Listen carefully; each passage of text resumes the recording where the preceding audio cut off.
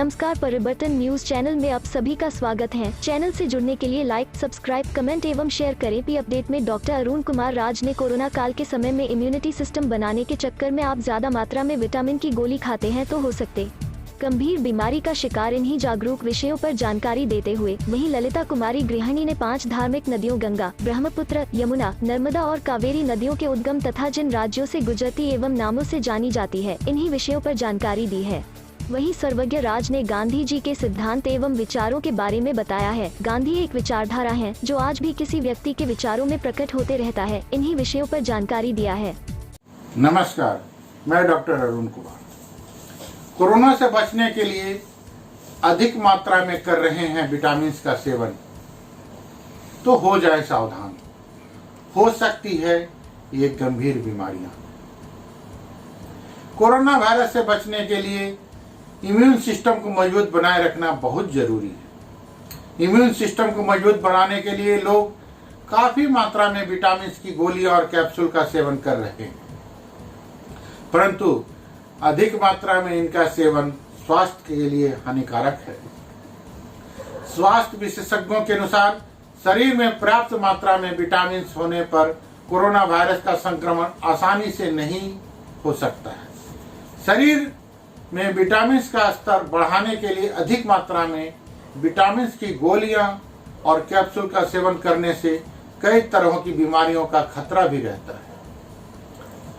अधिक मात्रा में विटामिन का सेवन कर रहा है बीमार। एक रिपोर्ट के अनुसार देश के अलग अलग शहरों में काफी मरीज ऐसे आ रहे हैं जो विटामिन का अधिक सेवन करने की वजह से बीमार पड़ रहे हैं। अधिक मात्रा में विटामिन का सेवन करने से स्वास्थ्य संबंधित समस्याएं हो सकती है। विटामिन के अधिक सेवन से हो सकती हैं ये समस्याएं। विटामिन का अधिक सेवन करने से पेट में जलन, गले में रूखापन और थकान जैसी समस्या हो सकती है। एक रिपोर्ट के अनुसार अधिक मात्रा में विटामिन के सप्लीमेंट्स का सेवन करने से परहेज करना चाहिए। विटामिन ए की अधिकता के नुकसान। विटामिन ए आंखों को स्वस्थ रखने में सहायक होता है। एक शोध के अनुसार शरीर में विटामिन ए की मात्रा बढ़ाने के लिए अधिक मात्रा में विटामिन ए के सप्लीमेंट का सेवन करने से आंखों को नुकसान पहुंचता है। कई विशेषज्ञों के अनुसार खाद्य पदार्थों द्वारा ही विटामिन ए की पूर्ति की जानी चाहिए। विटामिन सी की अधिकता से नुकसान। इम्यून सिस्टम को मजबूत बनाने के लिए विटामिन सी की मात्रा को बढ़ाया जा रहा है। कई लोग शरीर में विटामिन सी की मात्रा को बढ़ाने के लिए विटामिन सी की टैबलेट का भी सेवन करने लगे हैं, परंतु अधिक मात्रा में विटामिन सी की टैबलेट का सेवन करने से पेट में दर्द, उल्टी, दस्त जैसी समस्याएं होने लगती हैं। विटामिन सी की मात्रा को बढ़ाने के लिए डाइट में खट्टे फलों को शामिल किया जा सकता है। विटामिन डी की अधिकता के नुकसान। अधिक मात्रा में विटामिन डी के सप्लीमेंट का सेवन करने से मांसपेशियों में अकड़न, दर्द, किडनी स्टोन जैसी समस्याएं हो सकती है। विटामिन के सप्लीमेंट का सेवन चिकित्सक से सलाह लेने के बाद ही करना चाहिए। विटामिन ई की अधिकता के नुकसान। कुछ वर्ष पहले अमेरिकन हार्ट एसोसिएशन ने शरीर पर विटामिन ई के प्रभाव पर एक रिसर्च की थी। इस रिसर्च के अनुसार अधिक मात्रा में विटामिन ई का सेवन करने से आंखों की रोशनी कम हो सकती है। यह स्पीच आपको जानकारी बढ़ाने के लिए साझा किया गया है। किसी बीमारी के पेशेंट हैं तो अपने डॉक्टर से सलाह जरूर लें। धन्यवाद। आपका अपना डॉक्टर अरुण कुमार। नमस्कार, जानिए भारत की पावन धार्मिक नदियों के बारे में। भारत में गंगा, जमुना, ब्रह्मपुत्र, नर्मदा और कावेरी नदी का बहुत अधिक धार्मिक महत्व है। धार्मिक मान्यता के अनुसार इन नदियों में स्नान करने से समस्त पापों से मुक्ति मिलती है। भारत में इन नदियों की विधि विधान से पूजा अर्चना की जाती है। आज हम आपको इन पवित्र नदियों के बारे में जानकारी देंगे। इस स्पीच के माध्यम से हम आपको बताएंगे कि भारत की इन पावन नदियों का उद्गम कहां से होता है और किन किन राज्यों से होकर ये नदियां गुजरती है। साथ ही आपको ये भी बताएंगे कि इन नदियों को अलग अलग स्थानों में किन नामों से जाना जाता है।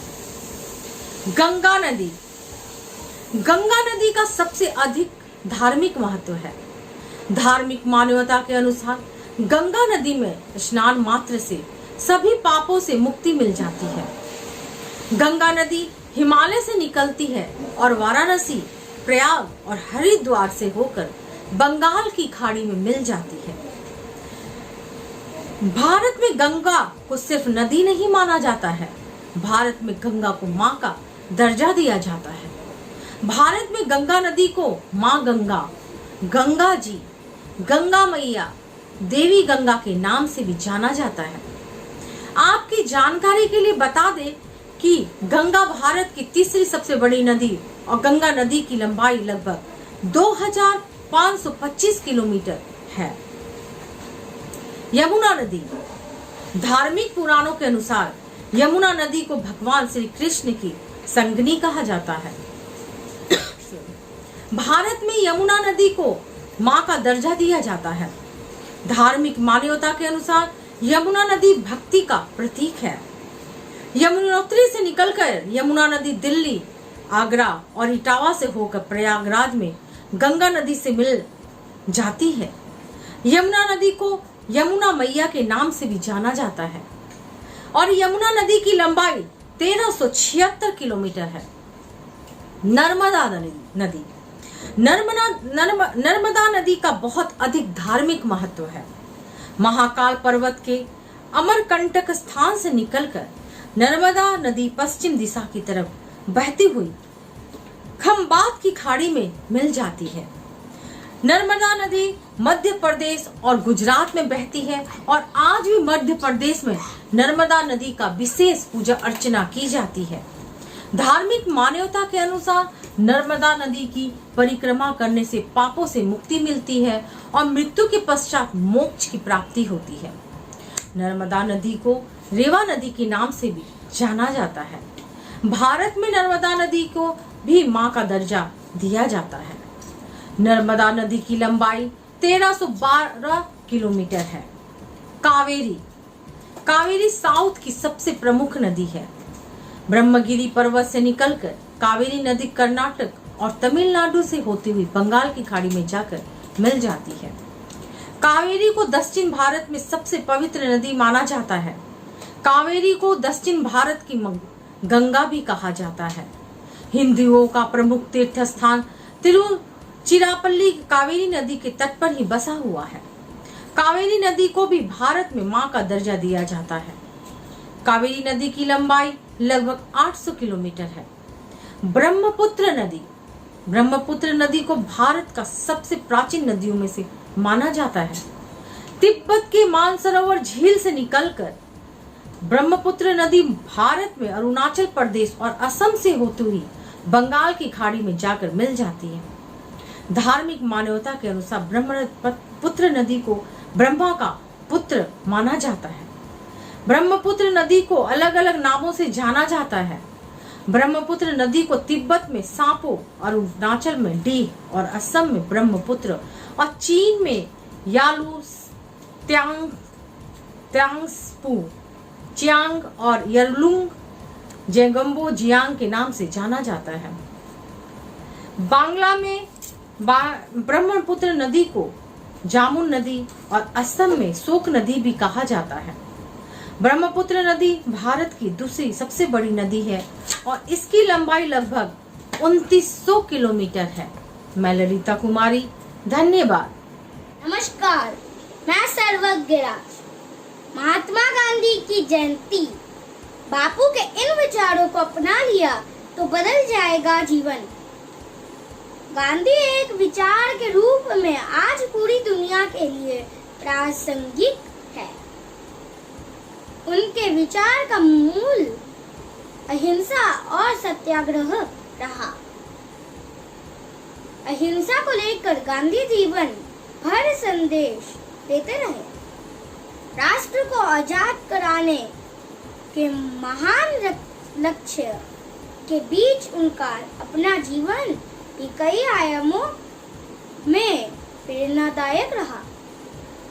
आइए आपको बताते हैं गांधी जी के उन विचारों के बारे में जो आज भी प्रासंगिक है और किसी भी मनुष्य के जीवन को बदलने की ताकत रखते हैं। राष्ट्रपति पिता महात्मा गांधी यानी कि बापू का अपना जीवन कई तरह के प्रयोगों की भूमि था। उन्होंने सत्य अहिंसा को केंद्र में रखकर कई तरह के प्रयोग किए। अहिंसा के बूते उन्होंने दमनकारी और शोषण करने वाली अंग्रेजी हुकूमत को देश से बाहर कर दिया। गांधी जी के सारे आंदोलन हमें धैर्य, अहिंसा और मनुष्य से प्रेम का रास्ता दिखाते हैं। मनुष्य जाति के इतिहास में बापू जैसा व्यक्तित्व विरला है, क्योंकि उन्होंने बंदूक का सामना अहिंसा और प्रेम से किया और विजय हासिल की। महात्मा गांधी का मानना था कि आप जैसा भोजन करेंगे वैसा सोचेंगे। इसलिए महात्मा गांधी ने शाकाहारी भोजन को अपना अभिन्न अंग बना लिया। सात्विक आहार को लेकर वे हमेशा जो देते रहे। व्रत को लेकर तो उनका खास मत था। प्राकृतिक जीवन जीने के लिए वे सदा प्रेरणा देते रहे। आज के दौर में जहां बदलती लाइफस्टाइल ने मनुष्य को प्रकृति से दूर कर दिया है, ऐसे ही प्राकृतिक जीवन के करीब जीने का संदेश देने वाले बापू के विचार हमारी बड़ी जरूरत है। महात्मा गांधी अपने जीवन में आगे बढ़ने के लिए सदा जीवन और उच्च विचार के नियमों का पालन करते हैं थे। इसलिए हमेशा आगे बढ़े। आज के दौर में जहां सभी और झूठ, कपट, अहिंसा का बोलबाला है, ऐसे में हम बापू के जीवन से उन सारे गुणों की जीवन में उतार सकते हैं। उनका जीवन और विचार हमें न केवल एक अच्छा मनुष्य बनाएंगे, बल्कि राष्ट्र के प्रति एक जिम्मेदार नागरिक के रूप से भी हमारी उपस्थिति पैदा करेंगे। महात्मा गांधी सभी धर्मों के प्रति विशेष आस्था रखते थे।